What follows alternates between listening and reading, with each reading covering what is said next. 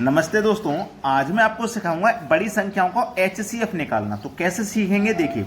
वह बड़ी से बड़ी संख्या जिससे 522, 1276 और 1624 पूर्णतः विभाजित हो जाए। ठीक है, आपके पास तीन संख्या हैं, 522, 1276 और 1624। एचसीएफ का मतलब है कि बड़ी से बड़ी संख्या जो इन संख्याओं को काट दे, पूरा पूरा भाग चला जाए, कुछ भी रिमाइंडर ना बचे। तो सबसे सरल तरीका है कि आप इन संख्याओं का अंतर करिए। तो आपको वो अंतर करना है जो सबसे कम आ जाए। जैसे मैं 500 और 1200 का लगभग अंतर करूंगा तो करीब करीब 700 के आसपास आएगा, लेकिन 1200 और 400 का अगर मैं अंतर करूंगा तो ये कम आएगा, है ना। और अगर मैं 500 का और इनका अंतर करूंगा तो ये बहुत ज्यादा हो जाएगा। तो हमको तो कम वाला अंतर चाहिए। तो मैं ये कम वाला, मुझे लग रहा है कि इन संख्याओं में अंतर कम आएगा। ठीक है, तो मैं इनका अंतर करूंगा, बड़ी संख्या में से छोटे को घटा दूंगा। ठीक है, तो ये 14 में से जाएगा 6 तो यहां पे 8 बचेगा। ठीक है, यहां 11 में से जाएगा 7 तो 4 बचेगा। ठीक है, यहां कितना बचा, 15। 15 में से जाएगा 12 तो 3 बचेगा। इनका अंतर आ गया 348। अब ये जो 348 है ना, 348 से ये संख्या तो कटेंगी नहीं, ये तीनों संख्या नहीं कटेंगी। अगर कट जाती 348 से तो 348 ही हमारा एचसीएफ हो जाता, लेकिन ये कटेंगी नहीं। तो इस 348 को देख लो, इन ऑप्शन में से कौन सी संख्या कटा रही है। हमें सबसे पहले देखना है बड़ी से बड़ी संख्या जो कि 58 है इस ऑप्शन में। तो मैं 58 से कटाऊंगा ना यहां पे, तो 58 से 348 पूरा पूरा 6 बार में कट जाएगा, पूरा कट गया, कुछ भी शेष नहीं बच रहा। तो इसका मतलब 58 ही एचसीएफ है। 58 से जब ये कट गया तो ये तीनों संख्याएं भी कट जाएंगी। आंसर आ गया, समझ में आ गया ना कैसे करना है। अब देखते हैं अगला सवाल।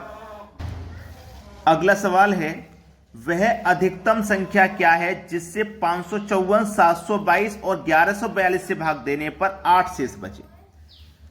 554, 722 और 1142 में भाग देने पर 8 शेष बचे। 8 शेष बचने का मतलब है इसमें से भी 8 घटा दो, इसमें से भी 8 घटा दो और इसमें से भी 8 घटा दो। तो यहां बचेगा 546, यहां बचेगा 714 और यहां बचेगा 1134।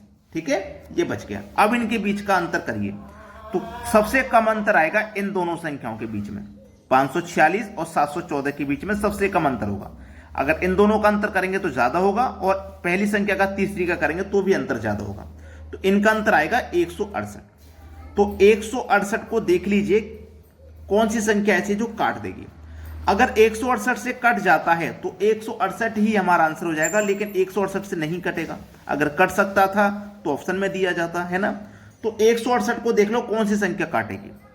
38 नहीं काट पाएगा, 44 भी नहीं काट पाएगा, 42, 4 चौकू 16 और 2 चौकू 8, 42 काट देगा। तो हमारा 42 जब 168 को काटेगा तो इसका मतलब 42 से ये भी कटेगी, ये भी कटेगी और ये भी 42 से कट जाएगी। ये हमारा आंसर हो गया। अब देखते हैं अगला सवाल। अगला सवाल है, वह बड़ी से बड़ी संख्या क्या है जिसमें 640,